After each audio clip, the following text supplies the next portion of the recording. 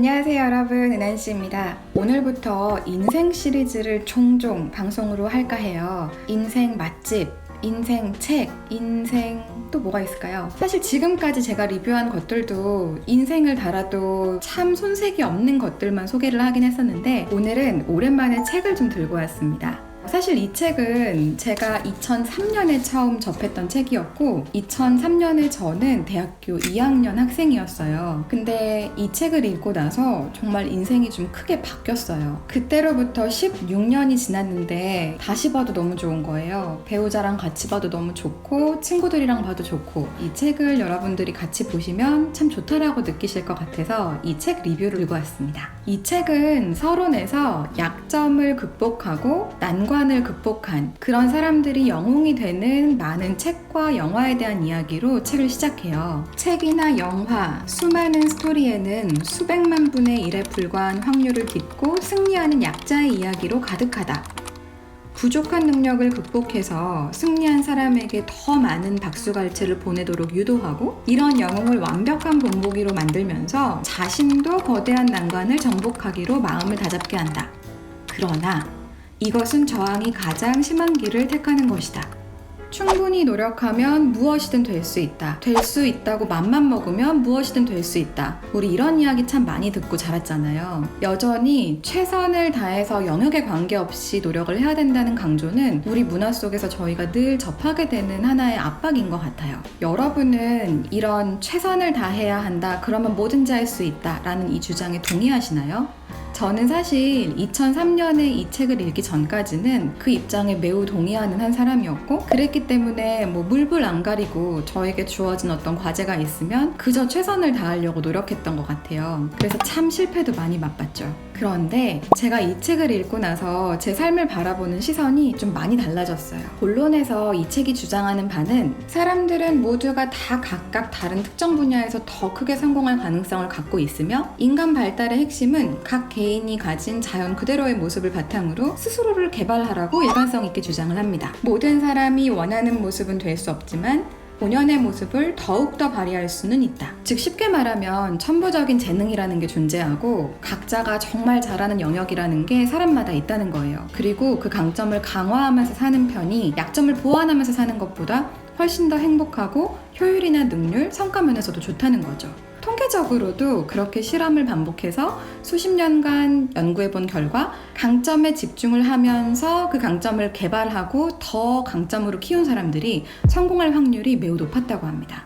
그리고 반대로 말하면 이 통계도 참 재밌었는데요. 자신의 강점이 있지 않은 곳에서 일을 하게 되면 몰입할 확률이 6배나 떨어질 수 있다는 통계가 있다고 합니다. 사실 여러분한테 면접 때 면접관이 당신의 강점이 무엇입니까? 당신의 장점이 무엇입니까? 물어보면 머리가 하얘지면서 뭘 잘하지? 내가 뭘 잘하더라? 이렇게 생각하게 되는 경우가 대부분 아닌가요? 이 개정판에서는 사라진 내용인데 제가 봤던 2003년 버전에는 분명히 있었던 내용이 있어요. 강점을 쉽게 진단하는 방법. 그때 저자가 조언한 거는 나한테는 쉬운데 남한테는 어려운 거 그런 거를 한번 상상해 보라는 거예요. 근데 그때 떠올랐던 게 뭐였냐면 저는 어른과 대화하는 거가 하나도 안 어려워요.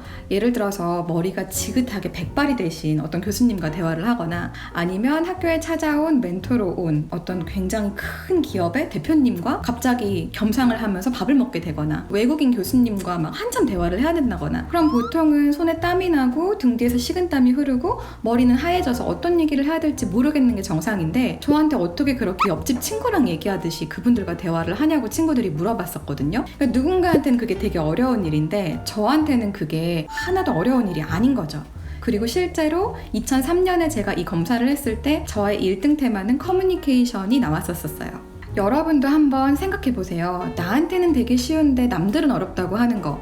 예를 들어서 저는 진짜 어려운 게 숫자 다루는 거거든요. 그런데 누군가는 통계를 너무 좋아해서 그걸 전공까지 하고 직업으로 선택하고 막 빅데이터 이런 걸 다루는 거를 되게 즐거워하잖아요. 그게 사람마다 좋아하는 영역이 다 다르다는 거죠. 흥미로운 거는 이 책, 지금 2019년인데 이 개정판에서 나오는 진단도구는 제가 2003년에 했을 때보다 16년 사이에 정말 많이 진단도구가 정교화가 됐대요. 이 책을 사면 기본적으로 요 앞에 이렇게 코드가 들어있는데 이 코드가 사이트에 들어갔을 때 원래는 $20 정도 결제를 해야 되는 코드예요. 근데 책을 산 사람한테는 공짜인 거죠. 만약에 책을 안 사고 바로 진단을 해보고 싶다. 사이트에서 그냥 $20 결제하고 해볼 수도 있어요. 저 갤럽한테 받는 거 없습니다.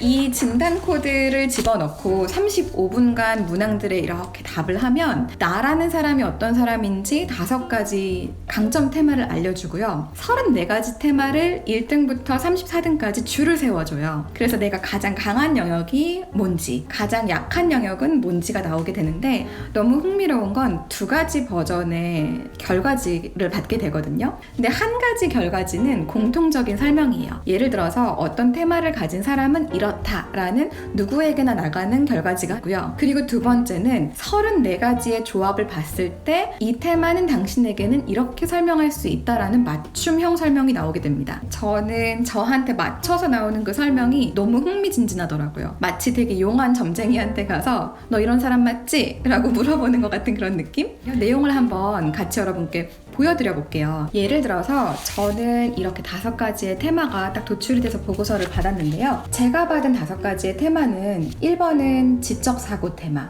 2번은 정리 테마, 3번은 최상화 테마, 4번은 발상 테마, 5번은 성취 테마를 받았어요. 근데 이게 번역이 된 거다 보니까 우리가 사전적으로 알고 있는 것과 좀 차이가 있는 것 같아요. 여기에서 얘기하는 정리는 arrange라는 단어를 갖고 있는데 물건에 대한 정리정돈이라기보다는 머릿속에 있는 생각에 대한 정리정돈, 내가 맞닥뜨린 상황에 대한 정리정돈, 이런 의미를 얘기하는 거더라고요. 일단 첫 번째, 지적사고 테마에서 어떤 이야기를 하고 있는지를 여러분과 함께 공유를 해볼게요. 당신은 방해받지 않고 생각할 수 있는 시간을 보낼 때 큰 기쁨을 느낍니다. 당신은 아마도 시끄럽거나 북적거리거나 산만한 상황에서 자리를 피해서 자신의 아이디어를 완벽히 발전시킬 것입니다. 당신은 학구적인 아이디어에 관한 새로운 정보를 습득하는 것을 매우 좋아합니다. 당신은 자신이 가장 관심 있는 분야와 관련해서 가능한 한 많은 정보들을 잡다한 것들까지 조금씩 모아 나갑니다. 본능적으로 당신은 그 이야기에 대해서 자세히 설명할 가능성이 높습니다.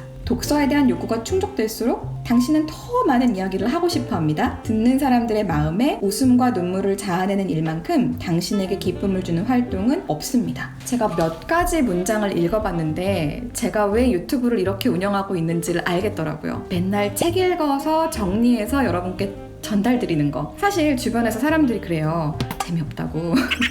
특히 저희 남편이 그러거든요. 남편이 그렇게 맨날 책 읽어가지고 전달하면 재미가 없지 않을까? 뭐 이런 얘기를 하는데 그게 전거죠.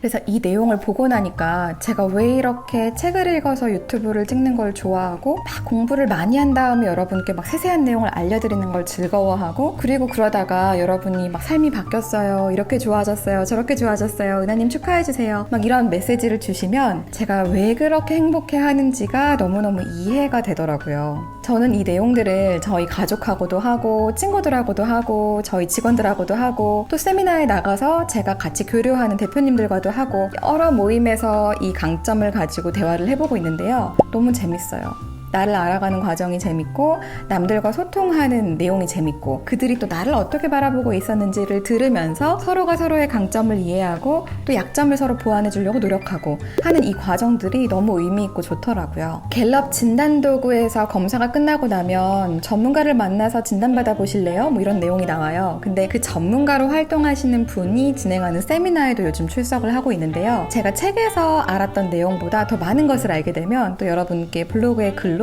또는 영상으로 업데이트 드리면서 공유 드리도록 할게요. 오늘 나눠드린 이 내용들이 아마도 여러분의 삶에서도 되게 유의미한 영향을 미칠 수 있을 거라고 저는 생각해요. 되게 좋았거든요. 약점을 보완하는 관점에서 강점을 강화하는 관점으로 삶을 다르게 바라보고 그리고 나서 변화가 된 제 삶이 2003년부터 생각해보면 좀 많이 큰 변화였던 것 같아요.